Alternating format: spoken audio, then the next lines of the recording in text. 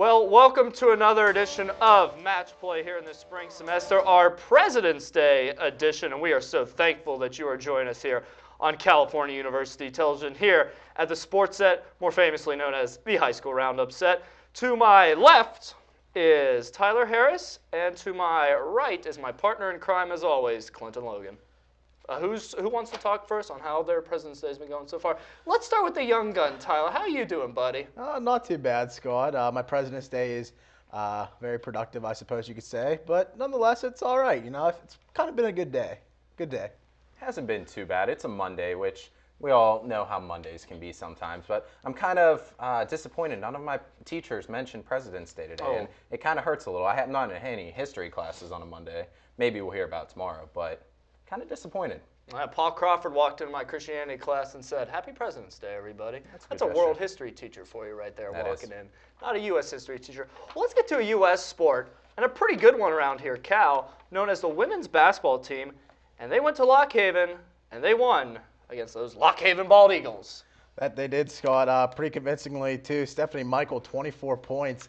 That's a heck of a job on her part. 6 3-point shots. I believe that ties her career high also. So really coming out, getting the ball going for the Vulcans, shooting well from outside the arc as she's been doing as of late, can really be useful in the rest of this season going into the PSAC championships and possibly even the NCAA championships if they can get there. Also, Ashley Hines being getting her second start of the season, coming in, scoring 15 points, a lot of rebounds too, 9 rebounds. So 43% from the field as well. Great performance statistically. And also, you can also see them perform well in their last 3 games. They got Slippery Rock, Mercyhurst, and Clarion. Not so much competition for them here.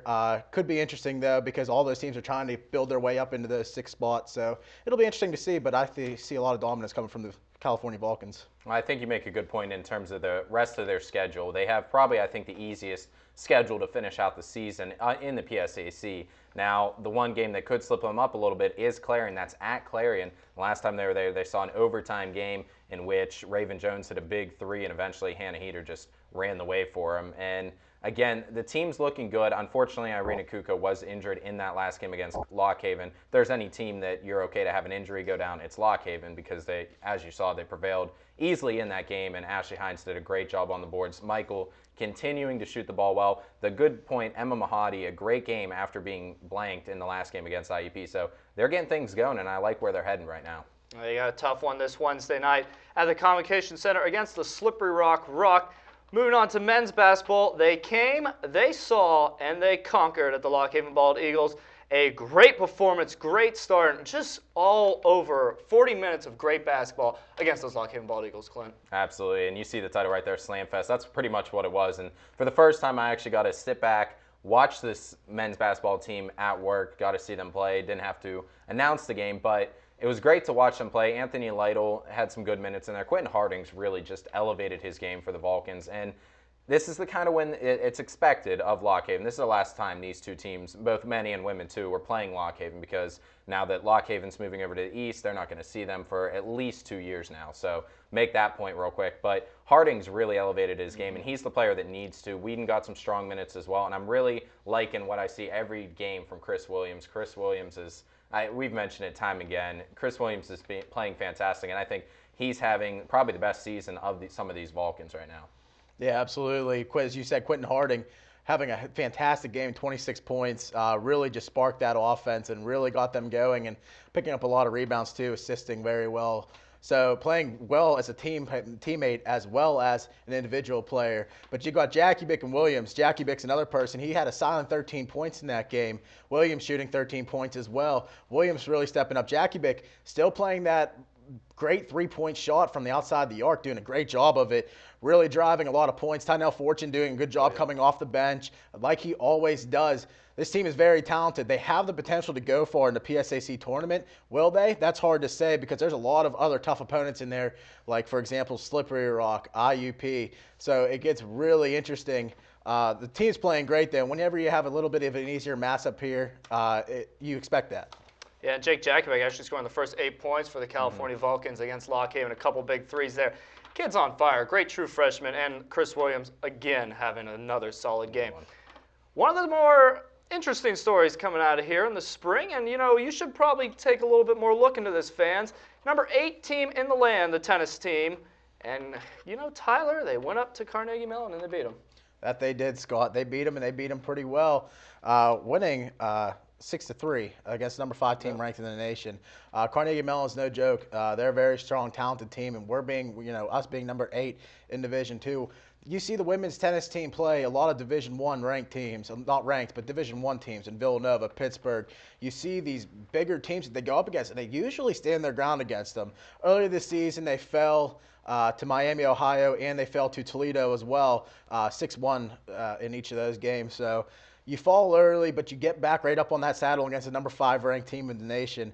That's a big win for that team, and they're going to continue going, and they're going to follow Jade Podagus, I believe is her name. That's the senior, basically the senior standout. A lot of young talent coming in for this team that they're recruiting very well, even with the budget cuts. So very interesting to see. They're a very talented team. Yeah, she's the lone senior on that team, and they do have a lot of young talent, as you mentioned, and I think it's the Lucy combination that's really working for them well right now. In the first doubles, they got the win in that last match against Carnegie Mellon. Lucy Sipkova, if I pronounce it right, and Lucy Ray, they're the first doubles matchup, and they're playing phenomenal tennis right now. Like you said, a tough start to the season. You're facing these top teams like they are, but a good win over Carnegie Mellon, and then just the next day they pick up another win. So they're now 2-2 on the season as they got the win Sunday.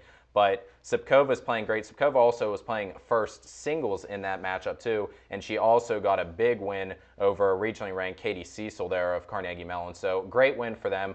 Pablo Montana's got this team rolling right now, I think, and hopefully they can roll. They got a big matchup against Pitt coming up in their schedule. Yeah, it's a very nice facility up there in Roman Park, so get out and check it out. It's in the back corner past the baseball field, but you'll see it light up the sky at nighttime.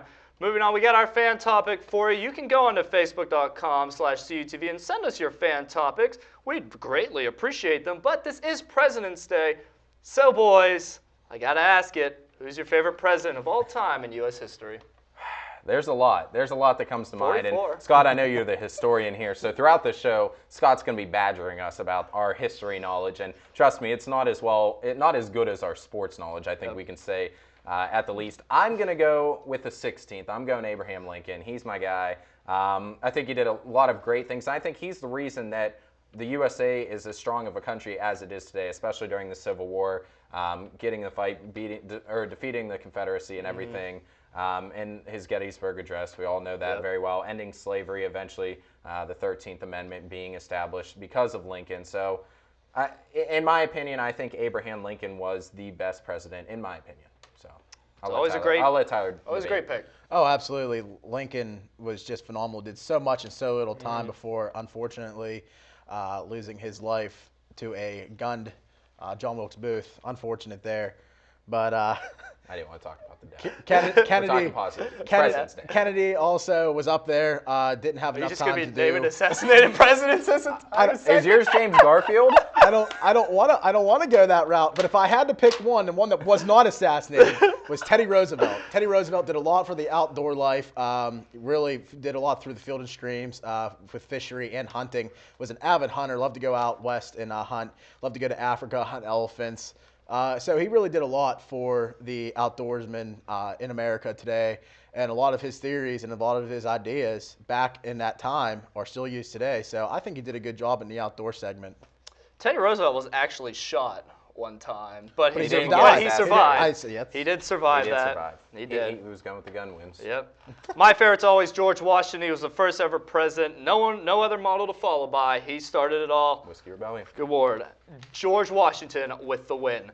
We'll move on to regional topics after this short commercial break, so don't go anywhere. Match play continues next.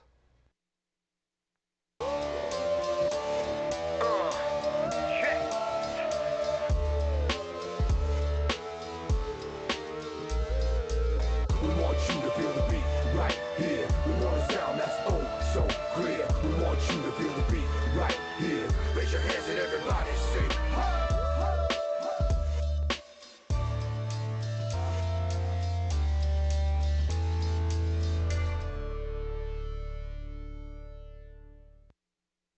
Talking assassinated presidents here on the present day edition of Match Play. We're in the regional topics right now. Pittsburgh edition, as you all know, the great Western Pennsylvania region. And we're going to start off with the Pittsburgh Power, ladies and gentlemen. Ike Taylor is now the color analyst for Trib Live Radio, which covers the Pittsburgh Power. You might know him from being the cornerback of the Pittsburgh Steelers. He's got his own Trib Live show, and he's now the color analyst, Clint. Yeah, he is, and I think it's great for the Pittsburgh Power to have a Steelers player come in. It really gets people more involved, I think, in the Pittsburgh Power, at least listening at home. I know I have the Trib Live app, so I'm probably going to tune in at least the games I can't physically go to, which I'd love to go to a lot of them. But I think it's great for Ike Taylor. I think he doesn't have a sports background. He didn't study it in college. He studied psychology. But I think it's good for him because we've seen him on ESPN multiple times. He's been on the NFL Network, so he has a little bit of a TV background. Of course, all the players have gotten interviewed. I'm just hoping it doesn't take away from his focus because he did have some injury last season for the Steelers, but it's before the Steelers start up. So I think it's good for the Pittsburgh Power. I think only good things can come of it. You got Tim Benz and Craig Wolfley over on the TV side of it, so I think it's going to work well for Ike Taylor and John Harris, and I know I'm going to be tuning into Trib Live. I almost got a job there one day over the summer. Oh, boom.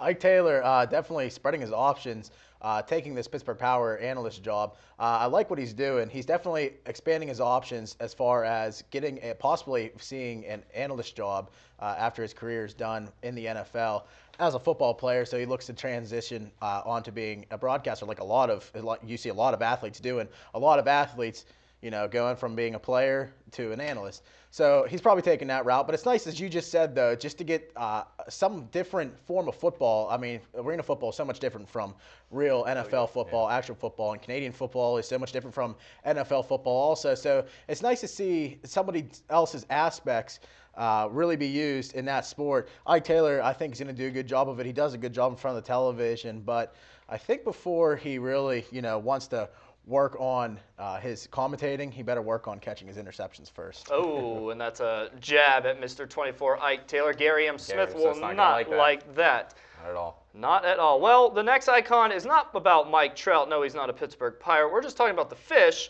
We're talking about let's go fishing right now. Trout season on its way, and they're restocking the rivers, Tyler. They are restocking. Unfortunately, though, lower numbers keep coming in year by year by year. Hatcheries are getting closed down, so less fish are being made and less fish are being introduced into the water. This year, only 3.2 million fish being introduced into the lakes, streams, and rivers this year. But they are expanding a lot of the regions where they actually release fish this year. A lot of them into the Kiski River. That's from our area of the New Kensington area, Alley-Kiski Valley. They're going to look to stock the Yawk River again. So they're expanding more options. It's just the numbers are lowering, and it's a threat. Hopefully that these hatcheries can keep finding themselves rebuild, because it's a sad sight to see. We don't want to see the great sport of fishing eventually leave this area, because it's something that a lot of people love.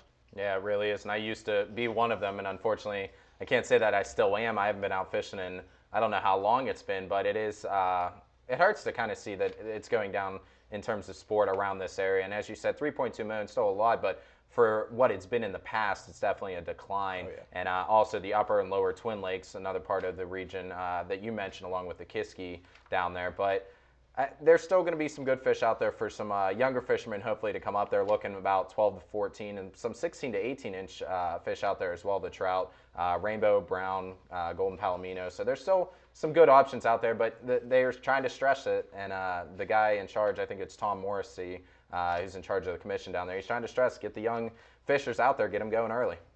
I'd like to go out fishing, a very relaxing sport, out there in the water on a nice hot summer day.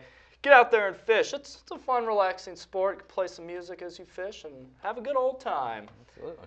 NFL Combine is coming up, and why we're talking about this for the regionals, because a lot of local players from not only Penn State, Pittsburgh, West Virginia, but also Cal U, Rontez Miles for that matter, are all going to be going to the NFL Combine, and guys are getting geared up for it. A lot of them are facing injuries. Michael Mottie's the big one, from linebacker from Penn State, and Clint, you got the injuries, but you got to show all your stuff here at the NFL Combine. Now that's when it really matters. You got to show it off at the Combine, get all the scouts there. They're all watching you. It's going to be televised on NFL Network, as I believe it's always on there. And I remember actually a couple years ago, the local talent in Josh Portis was on there, so showing some Cal U some love. This year, we're going to see Rontez Miles out there, and that's who I'm most excited to see, of course, because we're all here from Cal, but I'm most excited to see him. He's projected 7th round right now, according to CBS reports, to possibly be drafted in the 7th round.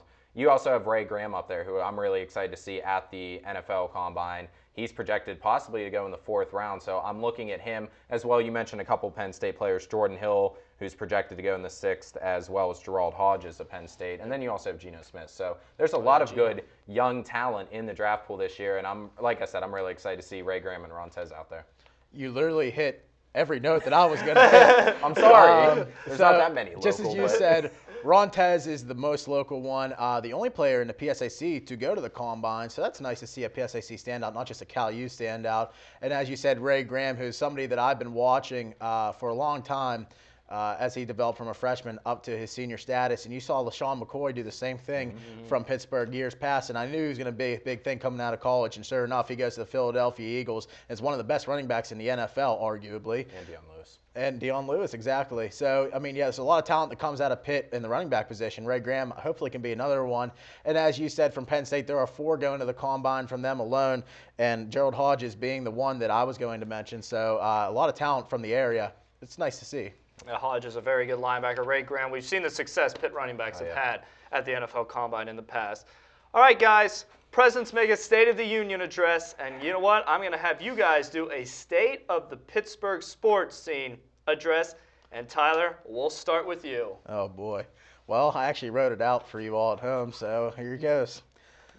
Hello, my fellow Yinsers. Pittsburgh, or should I say the City of Champions, is in a great generation of great athletic success. The Penguins are currently in full stride as they defeat their opponents in the Atlantic Division as well as the Eastern Conference. The Pirates enter the preseason with one of their better pitching rotations as well as an MVP All-Star, Andrew McCutchen.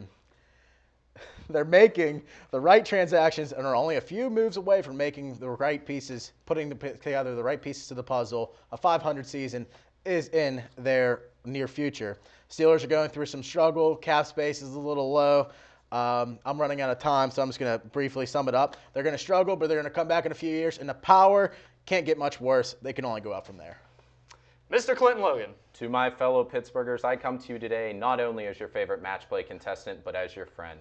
I'm here to tell you Pittsburgh sports is going to be on the incline, not the decline as some of you may think. The Pittsburgh Pirates, we'll get to them, but the Penguins, who are the top team right now, top team in the Eastern Conference, there's no worries there. I tell you what, Crosby, Malkin, and Fleury will head up a steam and bring home another Stanley Cup here to this fair city. Now we get into football, a little bit of a tough season last year, not making the playoffs for the Steelers, but Big Ben, he'll put you on his shoulders, and he's going to carry us to another Lombardi. We're going to pass those San Francisco 49ers.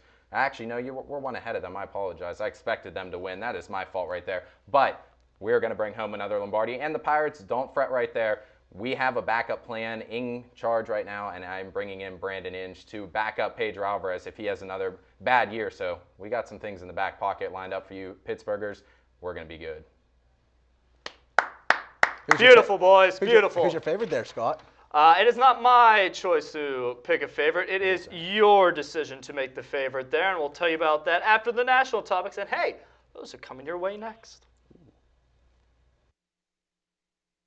CUTV is always on the air online. Like us on Facebook for upcoming events and status updates. Follow us on Twitter at CUTV_PA for behind-the-scenes exclusives. For streaming news and sports coverage, subscribe to our YouTube channels.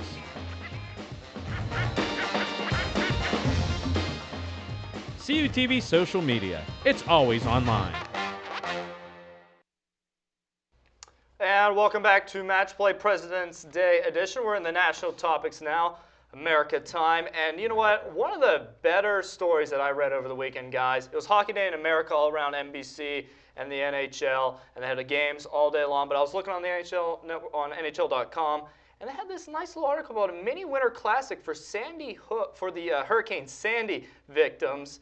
And you know what, Clint? It was very nice. They raised a lot of money for it. That they did. I believe it was Christopher John. Yep. I believe is the young boy who initially started it. He was upset that there wouldn't be a Winter Classic, which was supposed to happen. It was going to be the Red Wings and the Maple Leafs in the Winter Classic this season. But, of course, with the lockout, we didn't get it. And what they wanted to do, they wanted to still have a Winter Classic. And it's a great story. And urge everyone to look at the video, search for it online. But the way that they're able to go around, every one of their players was emptying their piggy banks, wanting to donate money towards this cause. CCM eventually got involved and donated the money for the rink time and helped raise some money. And they raised money for Sandy Hook, I believe $12,000 or $13,000 for it. A great cause, a great day for Hockey Day in America too. And NBC continued their coverage. We saw a lot of things going on outside for that, and some great hockey games were on hand too, between the Penguins and the Sabres, as well as the Blackhawks and the Kings. Yeah, absolutely. Great fundraiser there that the children put on, and they brought in 12 grand from that event alone, and since then they've brought in 13 grand. So that's $25,000 raised to a great cause. So it's nice to see the kids like taking the superlatives and really taking it in their own hands and putting money and effort towards all this good stuff. So it's not, you don't just see the adults or nothing. You see the kids getting into it, and that's what really counts. You see, it shows that people do have a good head on their shoulders. They're teaching their children well. They're still good in this world today, and that's the really big thing to see. So it's a great day, not only for hockey but for kids also. Yeah, great day for America. Benefits the Hurricane Sandy victims there in Long Island. Moving on, one of the all-time great athletes of all time, Michael Jordan, turned 50 over the weekend, Sunday to be exact. And guys, so many great memories, from playing with the Flu to beating the Monstars with the Looney Tune team. What is your favorite Michael Jordan moment? Well, I'll go first. I actually have 3 listed here, and 2 of them are against the Jazz themselves, actually. Well, actually, no. Game 5, rather, the Flu game, as they call it, against the Jazz, he scored 38 points with the Flu, and then he turns around the next year and goes up and scores 45 in Game 6. That last second shot that really got him over. But I like back in 2003, I believe it was, against the Wizards, where he was 40 years old and scored 43 points, and he's the only 40-year-old NBA player to ever score over 40 points. So that's an NBA record, and I'm going to say that one's my favorite right there. It's pretty impressive to see, not only at a young age, but still doing it at an older age as well. I think there's a couple that come to mind. Of course, you have the slam dunk contest from the free throw line. I think that one's great. But I think the one that comes to my mind is the shot. Eastern Conference Finals against the Cavaliers. Craig Elo hits a shot, make it 100-99 with 3 seconds left in this game. And this is a Game 5, so they lose it and they're gone because it's a 5-game series. And Jordan comes in off the inbound, gets the shot from the free throw line to fall. You always remember it too. It's the 3 clutch right in the air. You see the head coach running onto the court. It was a fantastic moment for all of basketball, and especially for Jordan. And I also love the performance in the game-clinching game for his 6th NBA title. You see him collapse in the locker room. He was so happy that he won, but you also saw the tears for his father, who had been killed 3 years prior. And it was on Father's Day that he won the title. So great moments coming from Michael Jordan. I'm still LeBron James. I think everyone's just intimidated by what LeBron could be and the next Michael Jordan. Oh, you gave LeBron a few more years. I mean, the sky's the limit for LeBron. Yeah. He's a lot younger than Jordan was whenever he was reaching his point total, so it could get interesting. Just not as many titles and tougher teams he was on. Absolutely. And also, Michael took off a couple years to play baseball. And speaking of baseball, let's go to MLB starting rotations. Guys, spring training, pitchers and catchers, everybody's reporting, everybody's in full swing. But who's your best starting rotation? It's the Pirates. No, I'm just kidding. It's not the Pirates. In my opinion, there's a lot of good rotations on hand this year. We saw a lot of trades. I mean, Toronto's got some pitching now up there. I still don't think they're the strongest. Anaheim's still working on some players. I still like Texas and with Yu Darvish down there. But I think the best rotation right now is the top team coming into the season. It's the Washington Nationals. Yep. They have a great starting 5 headed by Steven Strasburg, who I believe they're going to let go further into the season this year, and especially playoffs if they get there again, which I assume they will. But you got Strasburg. Gio Gonzalez really showed you what he can be last year. Jordan Zimmerman, I think, is your number 3, possibly could be a number 2 on this team. I love the stuff that Jordan Zimmerman's got. And you also have Dan Hare in there and Ross Detweiler, who are good 4 and 5 guys. And they have some strong depth underneath there, too. Unfortunately, one of those depths is Zach Duke, but we're not going to say he's a great pitcher. But alone with those starting 5, I think that's the starting 5 that is the best right now coming into spring training. That's definitely one of the top starting 5s, undoubtedly. Making the adjustment of bringing in Dan Hare, big pickup there for the Nationals. The Detroit Tigers, they're there, too. They haven't made an adjustment from the postseason to this year yet. and they're going to keep their starting five, and that starting five is a very good starting five. You look at the Giants always have a good pitching rotation. They have good depth in not just, we're only talking this top five, but they have good depth as well going into as far as the bullpen goes. The Pirates are making the right moves. Not quite there yet. I was actually reading the Bleacher Report. They put them at number 20. I can respect that. It's definitely better than in what it was in years past. So improvements are being made. Who knows what it could be? But I would say the Detroit Tigers are my top five right now. Dodgers got a pretty good rotation too. Clayton Kershaw and now Josh Beckett. Let's see how he bounces back. But we'll see who these guys want to take a round of golf with of a famous U.S. president of all time. And guys, I guess Tyler, you got it first, man. Who you golfing with? Oh, well, you did see Obama just golf with Tiger Woods just over this past week, so that's pretty cool to see. I'm not even sure who I would pick. You got to look at a president who's seen it all, and I would say George Washington, honestly. He didn't pick one that got assassinated. Exactly. Yeah, he didn't pick assassinated. I picked a guy with false teeth at the time. Chopped down a cherry tree, too. That's right. So I would say George Washington, just because he's seen so much. He traveled the seas across in the Revolutionary War, won the Revolutionary War. I want to know what he's seen. And that's basically my main pick is George Washington. I don't think anybody else could really intrigue me as much. Yeah, I think you want to go and have a round with someone that's going to be fun to talk to too, because you're going to be talking to them the whole time and maybe ragging on their game a little bit. But I would probably go with a pretty good golfer too, and I think some people think, I was looking through some lists and they say he was probably the third best golfer because he's known for actually playing golf at the White House, and that's Eisenhower. Yeah. I think playing around with Dwight Eisenhower, who they say maybe played about 600 rounds, not full rounds, of course, at the White House, though, right outside the Oval Office, building a little course there. I think it'd be cool to play with Eisenhower out there, and I don't know. His game would be better than mine, I'm sure. I think he shot just about low 80s, but I could respect that. Scott, who would you go with? I want to know. I'd probably go with John F. Kennedy. Yeah. And because John F. Kennedy is probably one of the cooler presidents of all time. He is the youngest one, and he's just apparently one of the better athlete presidents around. Obama's considered one of a great athlete as president, but John F. Kennedy is considered probably the best athlete president. They said he was the best golfer too. Yeah, every golfer so far, he was the best. Yeah. Also, his family, his ancestry too. Yeah. How his father came in with moonshining and stuff like that. He's had a heck of a life as well. So that'd be an interesting conversation. I'll also make one last point on my Eisenhower thing.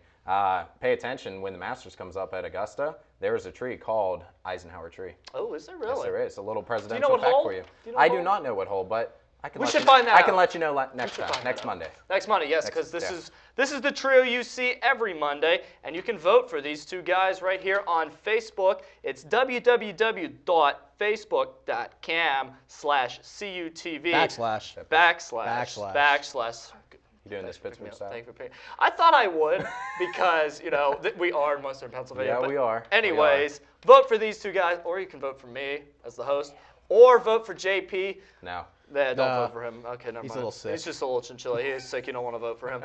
Anyways, vote for these two guys when it's uploaded. Pick your winner, and we will see you next time. Thanks for watching Match Play again right here on CUTV.